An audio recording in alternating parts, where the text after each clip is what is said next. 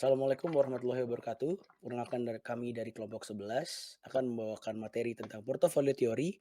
Kelompok kami berisikan dua member yaitu saya sendiri Hanif Rahman dengan NIM 222 dan Sultan Rafiz Zafran dengan NIM 219.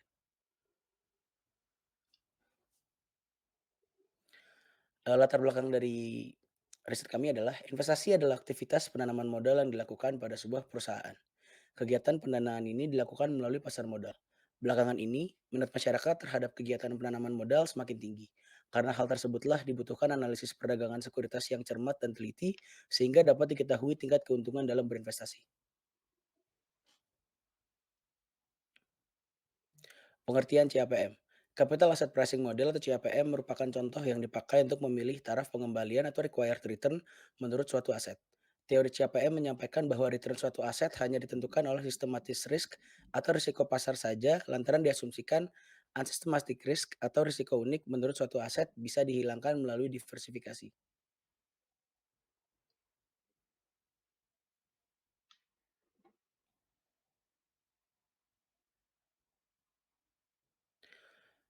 Berikut adalah pengertian-pengertian dari CAPM. Yang pertama ada CAPM mendapatkan penghargaan Nobel pada tahun 1990. CAPM yang dikembangkan oleh Sharpe tahun 1964, Lindner tahun 1965, dan Mosin tahun 1966 sudah sebagai contoh primer pada bidang keuangan hingga sekarang. CAPM menaruh prediksi yang sempurna antara interaksi risiko sebuah aset dan taraf pengembalian atau expected return. CAPM menjadi sebuah contoh yang seimbang, mampu membantu menyederhanakan citra interaksi return dan risiko pada global konkret yang terkadang sangat kompleks. CAPM menyatakan bahwa pada keadaan equilibrium, portofolio pasar merupakan tangensial berdasarkan homogen-homogen varians portofolio. CAPM berimplikasi bahwa premium risiko berdasarkan sembarang aset individu atau portofolio merupakan output kali berdasarkan risk premium dalam portofolio pasar dan koefisien beta. CAPM mencoba untuk mengungkapkan hubungan antara risk dan return. Konsep hubungan beta risiko sistematis menggunakan return dijelaskan oleh Security Market Line atau SML.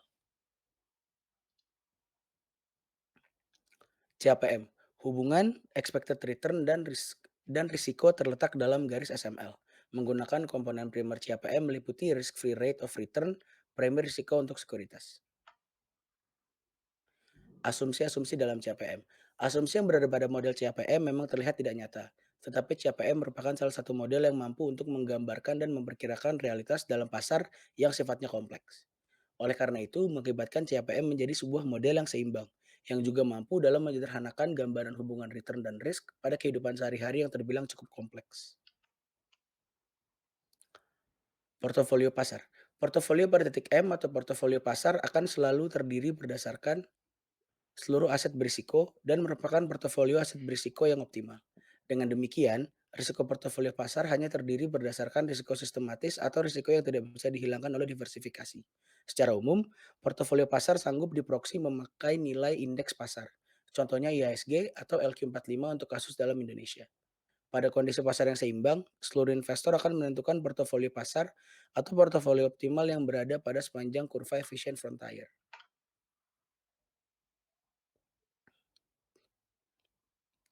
Garis pasar modal atau capital market line.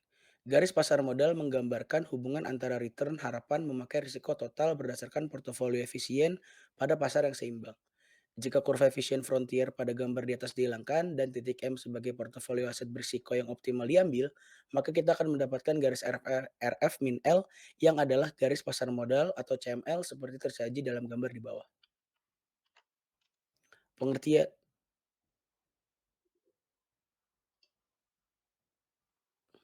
Pengertian capital market line. Capital market line atau garis pasar modal merupakan garis yang mendeskripsikan interaksi antara expected return menggunakan total risiko dalam portofolio efisien investasi pada syarat pasar yang seimbang. Garis CML dibuat menggunakan menghubungkan antara risiko dan pendapatan menurut portofolio pasar yang menggunakan aset bebas risiko. Garis pasar atau SML. Security market line merupakan garis yang menghubungkan antara tingkat return yang diperlukan investor berdasarkan sebuah aset sekuritas menggunakan risiko sistematis yang ada. SML tak jarang digunakan untuk menilai sekuritas secara individual pada kondisi dan situasi pasar yang relatif netral. Security market line Tak jarang pula diklaim menggunakan garis pasar sekuritas. SML adalah visualisasi CAPM atau Capital Asset Pricing Models, pada mana sumbu X dalam grafik mewakili risiko dan sumbu Y dalam grafik mewakili pengembalian yang diperlukan SML bisa dipakai untuk membantu investor untuk memilih apakah suatu produk investasi akan memberikan pengembalian yang diperlukan dan menguntungkan jika dibandingkan menggunakan tingkat risikonya.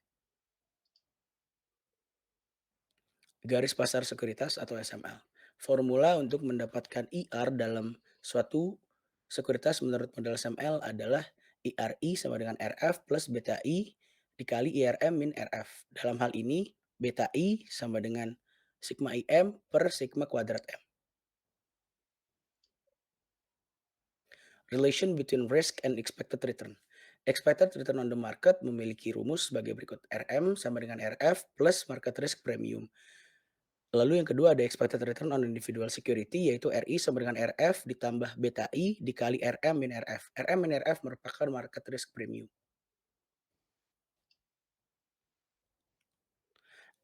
Expected return on individual security, rumus capital asset pricing modelnya adalah RI sama dengan RF ditambah beta dikali RM min RF.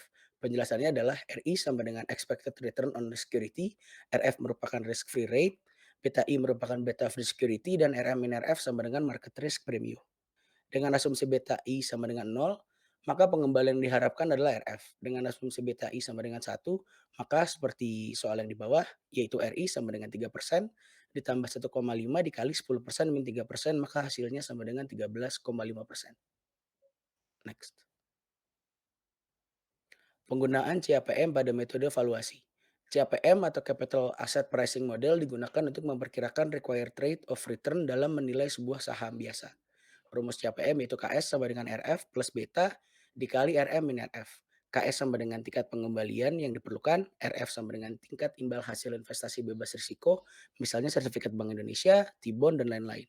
Beta merupakan koefisien beta dari perusahaan, RM merupakan tingkat imbal hasil portofolio pasar jika KS atau required rate of return sudah dapat ditentukan nilainya. Arus cash return di masa datang harus didiskonto pada nilai KS tersebut. Dari rumus di atas, RM-RF merupakan premi risiko atau risk premium yang ditetapkan atas saham perusahaan. Pengertian koefisien beta. Koefisien beta adalah ukuran risiko yang dapat digunakan saat membandingkan stok atau produk sekuritas. Koefisien beta dapat mengukur seberapa besar kemungkinan perubahan harga suatu produk sekuritas atau saham berfluktuasi dalam harga saham pasar. Slide selanjutnya akan dijelaskan oleh rekan saya, Sultan Rafi Zafran. Ya, selanjutnya ada single index model.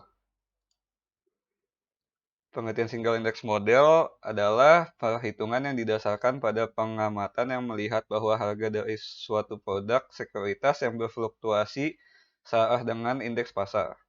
Hal tersebut menunjukkan bahwa perolehan pengembalian dari saham mungkin berhubungan karena adanya common response atau reaksi umum terhadap perubahan-perubahan nilai pasar. Asumsi dalam single index model. Penggunaan single index model menimbulkan 3 asumsi menurut Budi et al. Pada tahun 2005. Yang pertama, pengembalian saham yang diharapkan jika pasar adalah netral, yaitu jika pasar kelebihan pengembalian RM dikurang RF adalah 0. Yang kedua, komponen pengembalian karena adanya pergerakan pasar secara keseluruhan. Beta I adalah respon sekuritas untuk pergerakan pasar. Yang terakhir, komponen yang tidak terduga akibat adanya kejadian terduga yang relevan untuk sekuritas tersebut, khusus perusahaan. Komponen dalam single index model. Dalam single index model terdapat dua komponen. Yang pertama yaitu komponen return yang unik dan independen terhadap return pasar.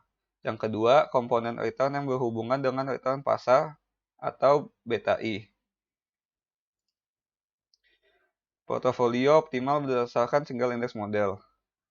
Pengembalian yang berlebih dapat diartikan sebagai selisih expected return dengan pengembalian aktiva bebas risiko. Excess return to beta berarti dengan return relatif terhadap satu unit risiko yang tidak dapat didiversifikasikan yang diukur dengan beta. Rasio ERB ini juga menunjukkan hubungan antara dua faktor penentu investasi, yaitu return dan risk. Dengan rumus sebagai berikut. Yang penjelasannya ERBI sama dengan excess return to beta sekuritas pertama. ERI sama dengan return ekspektasi berdasarkan model indeks tunggal untuk sekuritas pertama. LF yaitu risk free dan beta I adalah beta sekuritas ke-1. Langkah perhitungan dalam single index model. Portofolio optimal berisi aktiva yang memiliki nilai ERB yang tinggi. Aktiva memiliki nilai rasio yang terbilang rendah tidak bisa dimasukkan ke dalam portofolio optimal. Dengan kata lain, harus ada titik penghalang atau cut-off point yang menentukan angka nilai ERB, beberapa di antaranya dikatakan lebih tinggi. Besarnya titik pembatas ini bisa dihitung menggunakan langkah-langkah sebagai berikut. Yang pertama, urutkan sekuritas berdasarkan ERB terbesar hingga terkecil. Sekuritas dengan nilai ERB terbesar merupakan kandidat untuk dimasukkan ke portofolio optimal. Yang kedua, hitung nilai AI untuk masing-masing sekuritas ke-1 menggunakan rumus sebagai berikut. Yang ketiga, hitung nilai beta untuk masing-masing sekuritas ke-1 menggunakan rumus sebagai berikut. Yang keempat, menghitung nilai koefisien I di mana S2M adalah varians dari pasar menggunakan rumus berikut. Yang kelima, besar cut-off point dilihat dari hasil perhitungan nilai koefisien I berdasarkan koefisien I terbesar. Yang terakhir, menghitung besarnya proporsi W sekuritas saham menggunakan rumus sebagai berikut. Yang terakhir, dengan nilai ZI sebesar menggunakan rumus sebagai berikut. Sekian dari kami. Terima kasih.